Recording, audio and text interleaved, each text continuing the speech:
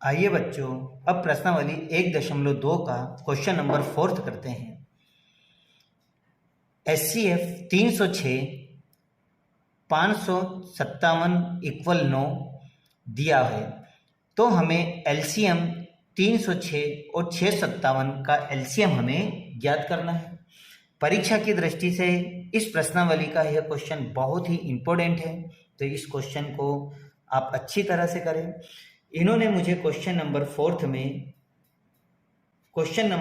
में मुझे संख्या दी है। इन्होंने दी गई संख्या 306 और 657।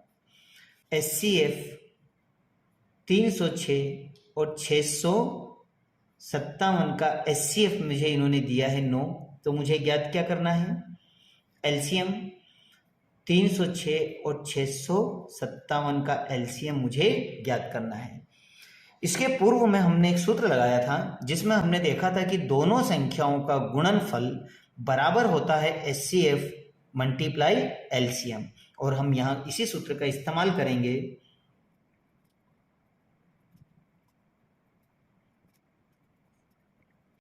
दोनों संख्याओं का गुणनफल बराबर HCF मल्टीप्लाई LCM। दोनों संख्याएं कौन सी है आपकी? तो दोनों संख्याएं आपकी 306 मल्टीप्लाई 657 बराबर HCF आपका 306 और 657 का HCF इन्होंने कितना दिया है? 9। तो HCF की जगह पे आप क्या रखोगे? 9। तो ये लिखा मैंने 9, और LCM मुझे ज्ञात करना है। अब चूंकि 9 LCM के साथ मल्टीप्लाई कर रहा है, तो इक्वल के इधर आने पर यह मल्टीप्लाई कर रहा है, तो यहाँ पर यह इसको डिवाइड कर देगा, भाग लगा देगा, तो इस तरह मेरा LCM आ जाएगा। तो 306 मल्टीप्लाई 657, ये यहाँ मल्टीप्लाई हो रहा है तो यहाँ आके हो जाएगा डिवाइड, बरोबर LCM। अब 9 से इसको काट दो, तो 9 से ये कटेगा 34 बार। अब मेरे पास में LCM कितना बचा? 34 मल्टीप्लाई 657। तो LCM इन दोनों का मल्टीप्लाई करने पर आएगा 22, 33, 8। तो इस तरह से ये मेरा निकल गया LCM। तो यह है मेरा आंसर। तो यह क्वेश्चन परीक्षा की दृष्टि से काफ़ी इंपॉर्टेंट है, इस सवाल को अच्छी तरह से कर ले। आइए बच्चों, अब हम करते हैं क्वेश्चन नंबर 5।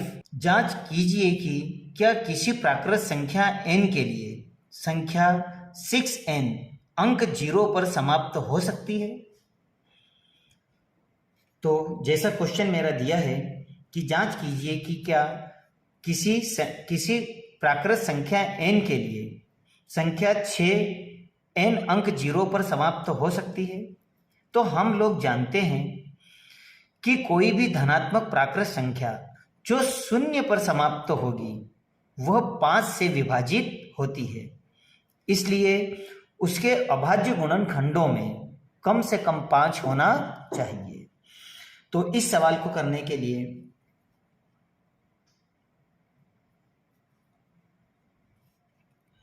हम जानते हैं कि कोई भी धनात्मक प्राकृत संख्या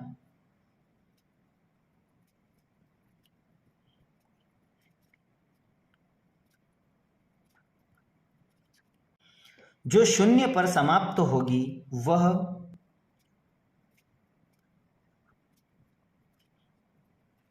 5 से विभाजित होती है। वह 5 से विभाजित होती है, इसलिए उसके अभाज्य गुणनखंडों में 5 होना चाहिए।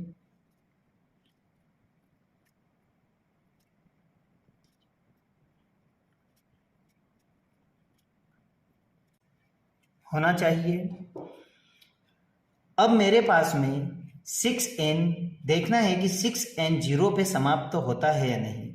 तो अब मैं 6 के फैक्टर करता हूं।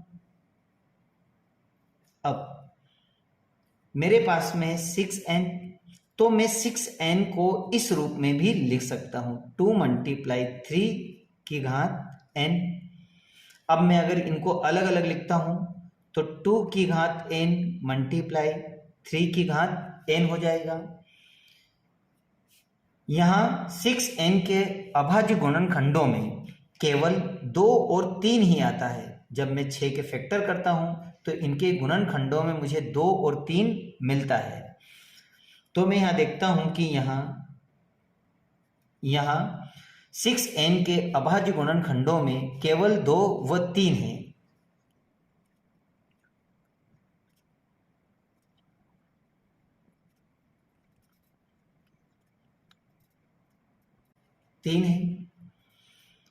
तो अंकगणित की आधारभूत प्रमेय के अनुसार गुणनखंड के अद्वितीय है।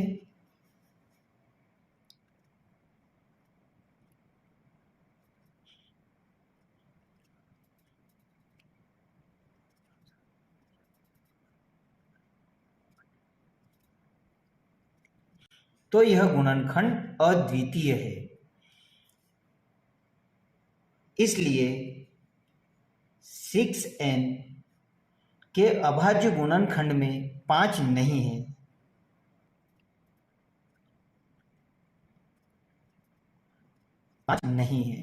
अतः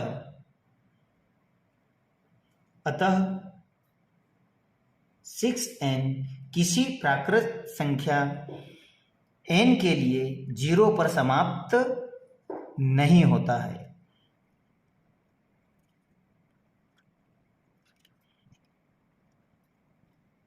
शून्य नहीं होता है। तो इस तरह हमने सवाल देखा है, इसे थोड़ा और समझ लें। इसमें इन्होंने ये कहा था कि क्या आपके पास में जो 6n है वह संख्या क्या 0 पर समाप्त होती है। तो मैं यहाँ जब 6n के फैक्टर करता हूँ तो मेरे पास 2 और 3 आता है। तो मेरे यहाँ पर अंकगणित की आधारभूत प्रमेय का यह कहती है कि किसी भी संख्या के अगर कोई 0 पे समाप्त हो रही है तो उसमें 5 होना, उसके फैक्टर या अभाज्य गुणनखंडों में 5 होना जरूरी है। तो मैं जब 6 के फैक्टर करता हूं तो मेरे पास के फैक्टर 2 और 3 आते हैं। तो मैं देखता हूं तो 6n के अभाज्य गुणनखंडों में केवल 2 और 3 ही आते हैं। तो अंकगणित की आधारभूत प्रमेय के अनुसार यह गुणनखंड अद्वितीय है। अतः 6n के अभाज्य गुणनखंडों में 5 नहीं है, इसीलिए 6n किसी प्राकृत संख्या n के लिए 0 पर समाप्त नहीं होता है।